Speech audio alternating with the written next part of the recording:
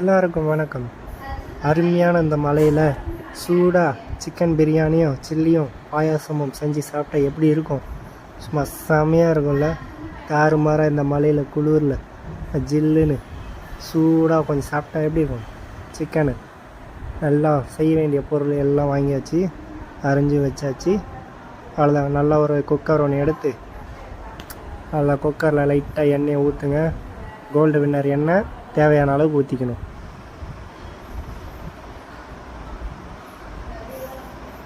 அடுத்தது வெங்காயத்தை போடுங்க.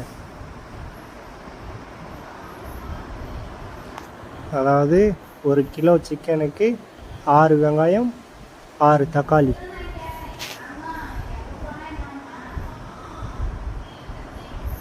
வெங்காயத்தை போட்டாச்சு.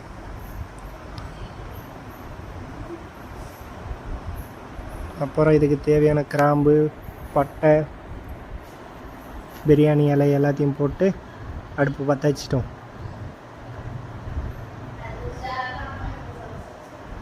இப்போ அது நல்லா பொன்னிறமாக வறுக்கிற வரைக்கும் வெயிட் பண்ணணும். எண்ணெய் பத்தலாம் இன்னும் கொஞ்சம் ஊற்றிக்கலாம். பொன்னிறமாக வதங்கட்டும், அது வரைக்கும் வெயிட் பண்ணலாம்.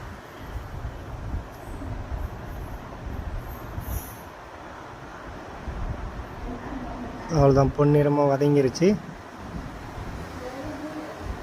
பாருங்கள், நல்லா கோல்டு ஃப்ளேவரில் இருக்கணும்.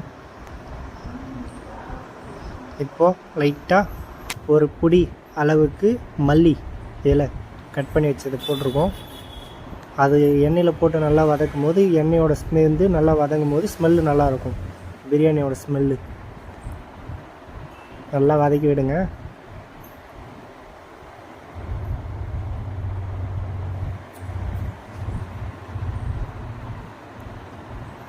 அதுக்கப்புறம் புதினா இலை, எவ்வளோ மல்லி இலை போட்டோமோ அதே அளவுக்கு புதினா இலையும் போட்டு நல்லா வதக்கணும்.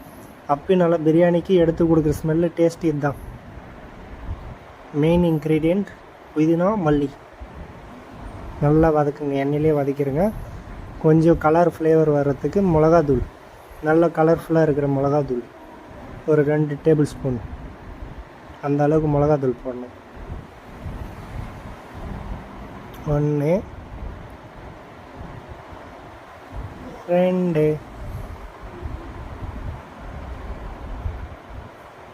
நல்லா இப்போ நல்லா கலக்கனா சரி.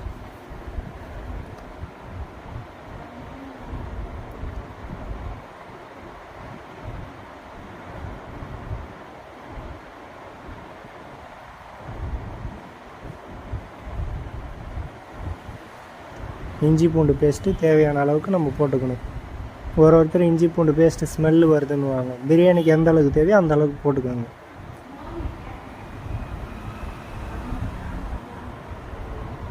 போட்டு நல்லா வதக்கி விடுங்க. இப்போ அவ்வளோதான்.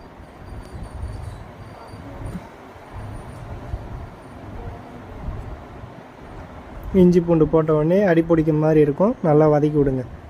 எண்ணெய் தனியாக பிரிஞ்சு வரும். அப்புறம் காஞ்சி பச்சை மிளகா ஒரு 3 பச்சை மிளகா எடுத்து போட்டிருக்கேன் டேஸ்ட் வர்றதுக்கு.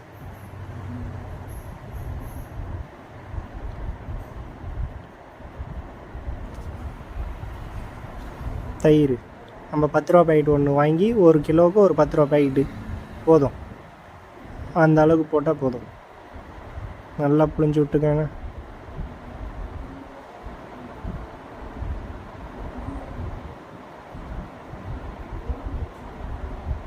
மறுபடியும் ஒரு கலக்குங்க.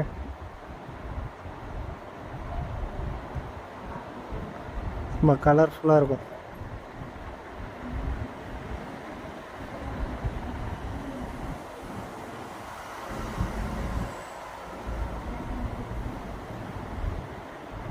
நல்லா ஒரு 2 நிமிஷம் கழித்து தக்காளி போடணும். அடுத்தது தக்காளி எடுப்போம். 6 தக்காளி, 6 வெங்காயம் 6 தக்காளி போட்டு நல்லா வதக்கி விடுங்க.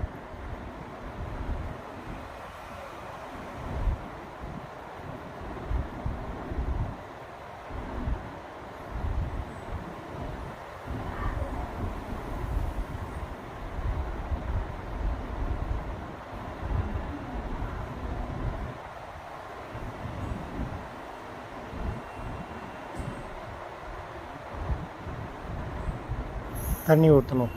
நான் 2 டம்ளர் அரிசி எடுத்திருக்கேன், அதனால் 4 டம்ளர் தண்ணி. அதே டம்ளரில் 4 டம்ளர். குக்கரில் வைக்கிறதுனால அரிசிக்கு ஏற்ற அளவுக்கு தண்ணி ஊற்றிக்கிறோம். சிக்கனுக்கு 1 டம்ளர் எக்ஸ்ட்ரா ஊற்றணும். ஓகேவா? இன்னும் டம்ளர் பத்தலை, டக்குன்னு எடுத்து ஊற்றும்.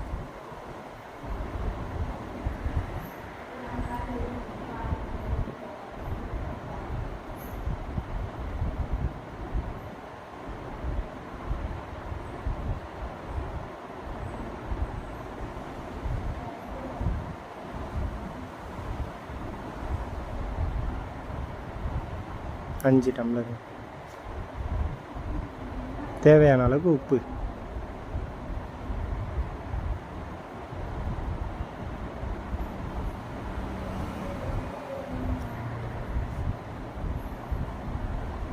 லாஸ்ட்டாக ஒரு முறை டேஸ்ட்டை பார்த்துட்டு அதுக்கப்புறம் போடுங்க. கறி எடுத்து போட்டுருவோம்.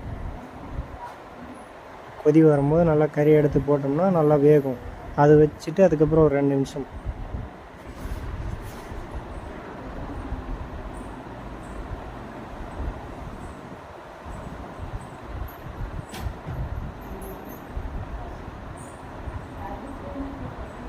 நல்லா ஒரு கலக்கி விடுவோம்.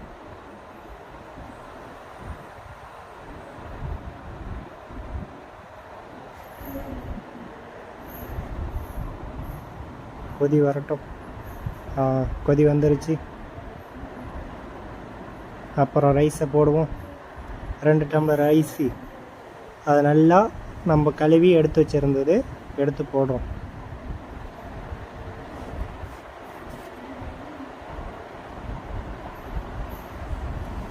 ரைஸை போட்டு அப்படி ஒரு பெரட்டு இப்படி ஒரு பெரட்டு, டக்கு டக்கு டக்கு டக்கு டக்கு டக்குன்னு வேலையை முடிச்சிடும்.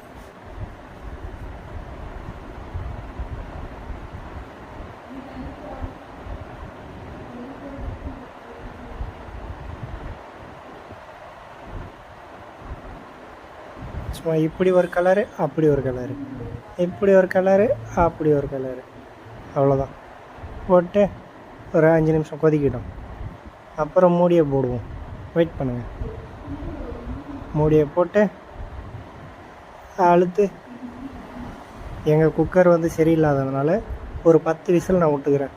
உங்கள் குக்கர் நல்ல குக்கராக இருந்துச்சுன்னா கரெக்டாக 2 டம்ளர் தண்ணி ஊற்றினா 4 விசில் விடுங்க, இல்லைன்னா 3 விசில் விடுங்க. நான் 10 விசில் விட்டுக்கிறேன். ஆச்சுங்களா? விசிலெல்லாம் கட் பண்ணியாச்சு. ஓப்பன் பண்ணுறோம். பிரியாணி எப்படி வந்திருக்க மட்டும் பாருங்கள். சும்மா அருமையாக கலர்ஃபுல்லாக அப்படியே நம்ம போட்டதெல்லாம் மேலே அப்படியே லேக்காக இருக்கு. அப்படியே லைட்டாக சைடில் மட்டும் கிண்டி ஒரு கப்பில் போட்டு அப்படி பிளேட்டில் பரிமாறினா நம்ம எப்படி இருக்கும் பாருங்கள். எல்லாத்தையும் பிளேட்டில் பரிமாட்டு காட்டுறேன் இருங்க.